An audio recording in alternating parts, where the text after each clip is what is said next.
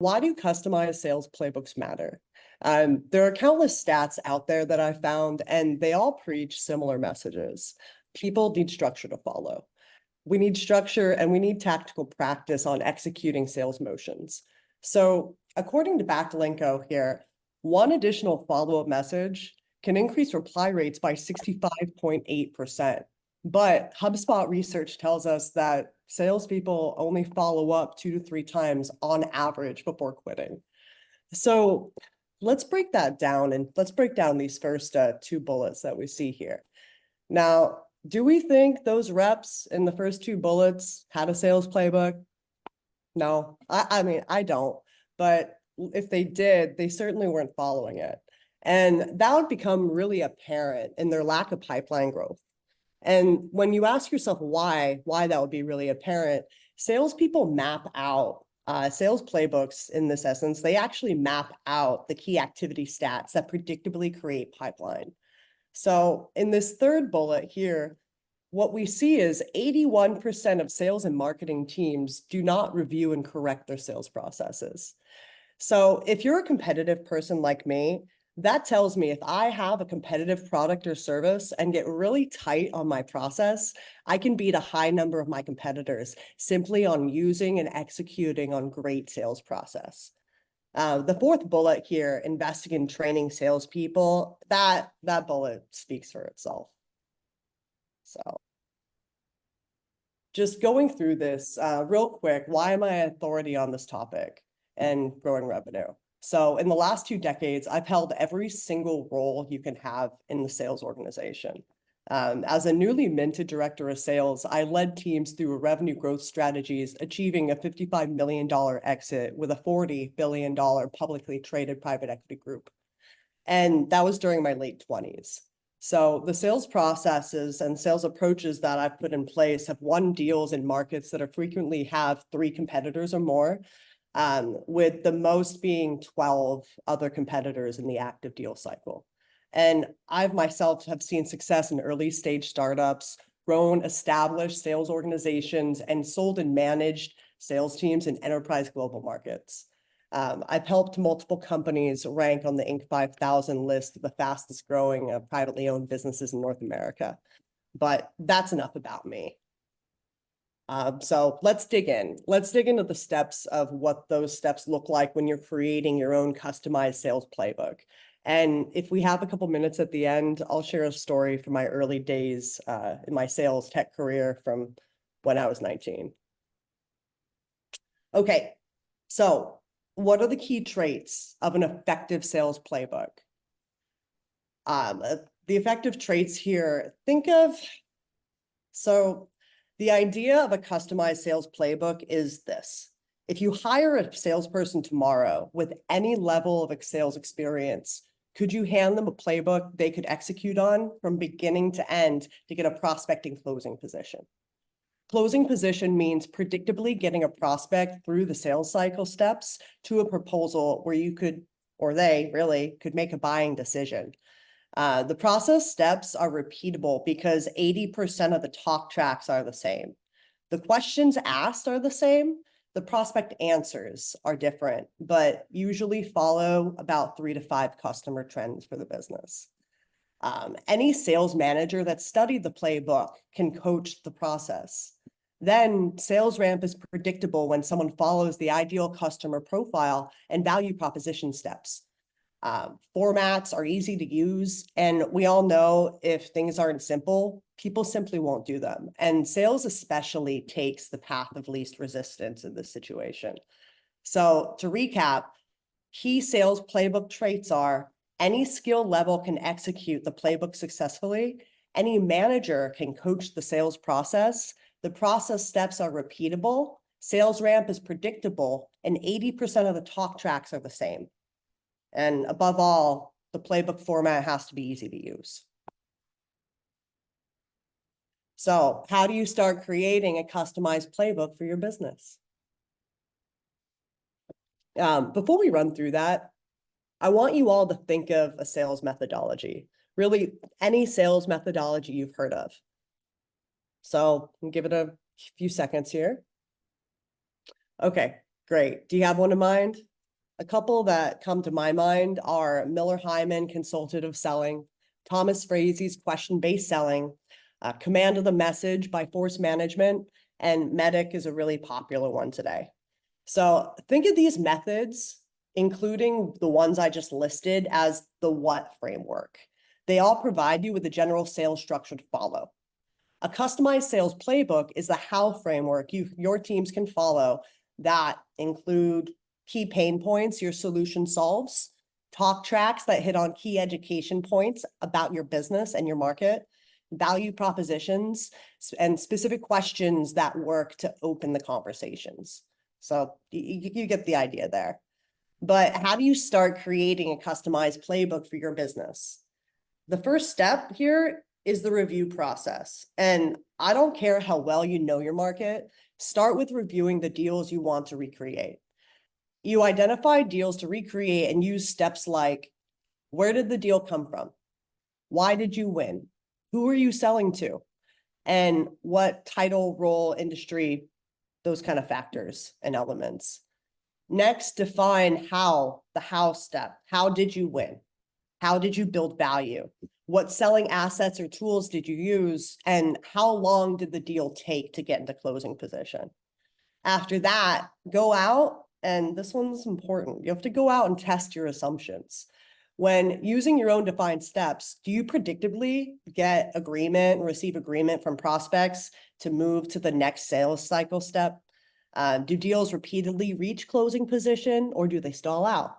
And is the time frame on these sales cycles for these similar deals, is time frame similar?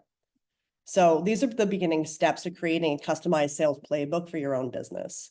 And at the end of this short presentation, I'm going to drop a link to a sales playbook template from us that you can use for free to guide yourself through and fill out the actual sales motions that you're using today that are bringing in revenue for your business.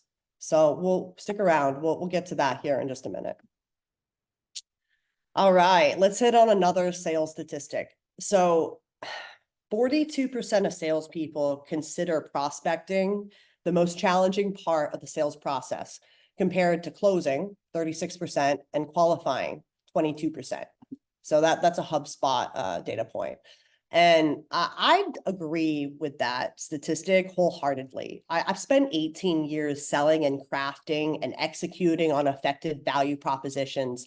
And being able to have and build that effective value proposition and then execute on that in front of your prospects to book new meetings, it's still the most challenging aspect of what sellers do today. So let's touch on the elements of an effective value proposition. We're going to do some real live examples here. All right, so remember, we all need structure and we all need tactical practice.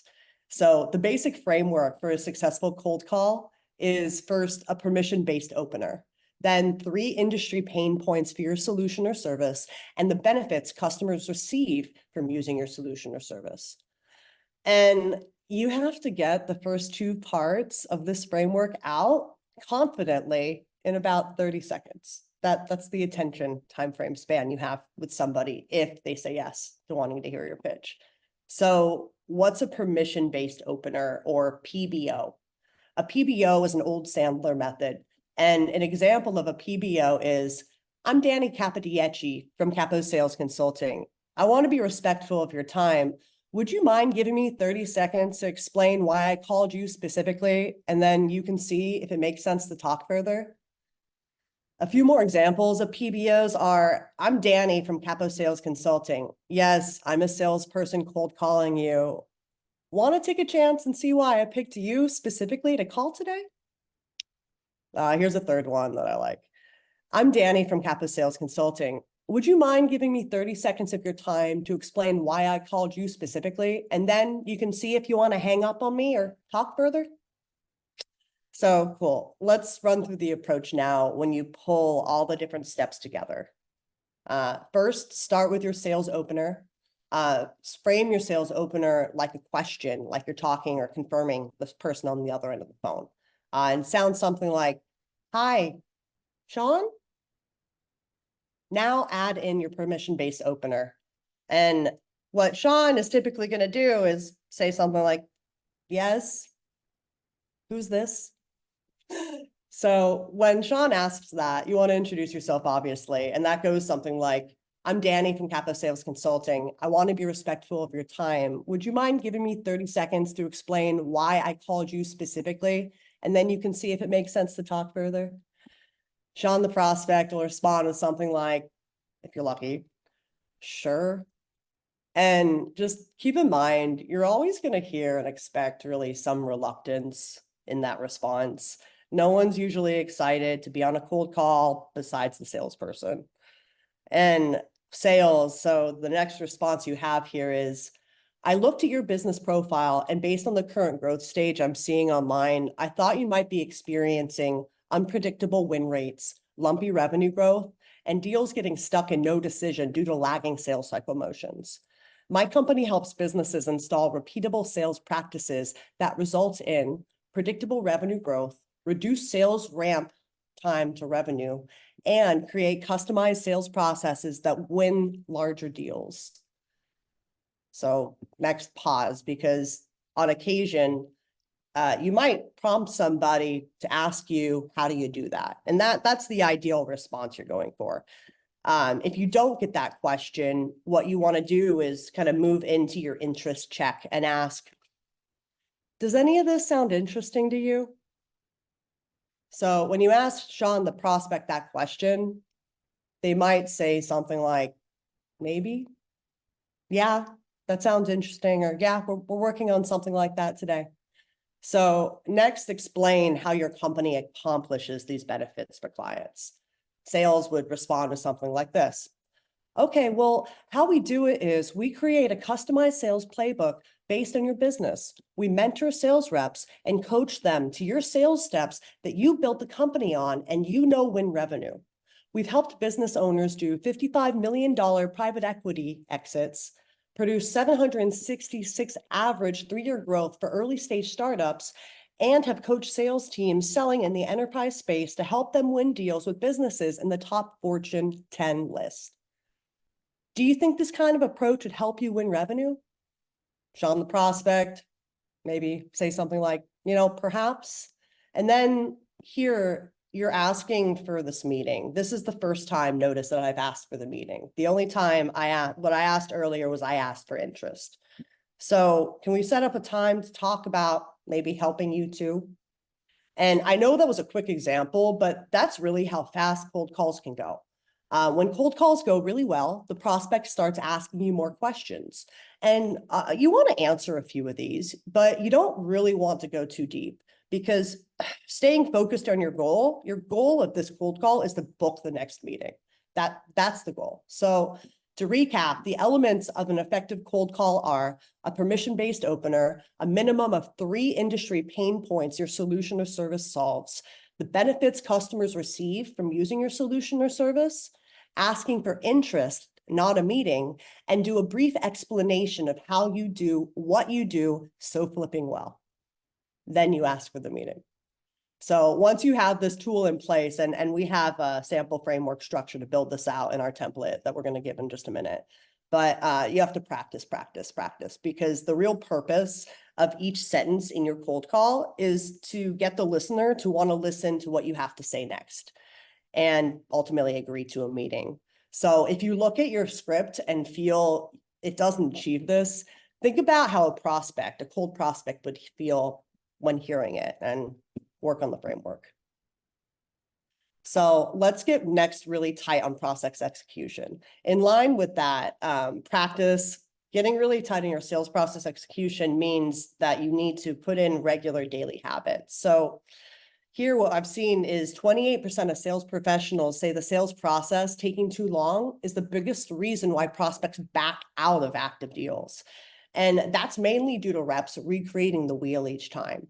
People perform best when the guesswork is removed for them and they can execute on a sales cycle plan, or in our previous example, a cold call script. So once you have your own customized sales playbook put together, and start plugging the gaps that pop out in your sales cycles.